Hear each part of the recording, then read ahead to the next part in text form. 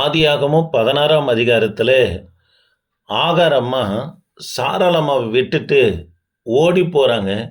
ஓடி போகும்போது சூருக்கு போகிற வனாந்தரத்தில் ஆகார தேவ தூதனானவர் சந்திக்கிறார். தேவ பிள்ளைகளே, தேவ தூதனானவர் என்று பழைய ஏற்பாட்டில் எங்கெல்லாம் வருகிறதோ அது கர்த்தராகிய இயேசு கிறிஸ்துவனவனா குறிக்கிறது. தூதன் என்று சொன்னால் தூதன், தேவ தூதனானவர் என்பது ஏசப்பாவை குறிக்கிறது.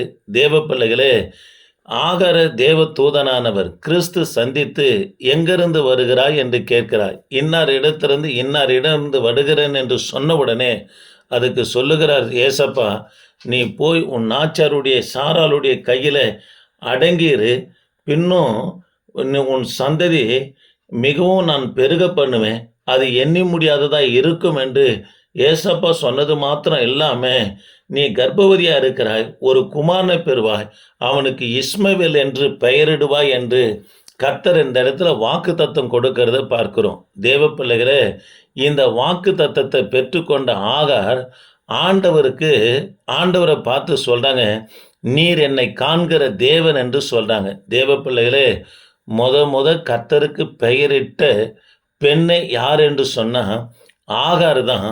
இவங்க சொல்றாங்க, நீர் என்னை காண்கிற தேவன் என்று பெயர் வைத்ததை நம்ம பார்க்கிறோம்.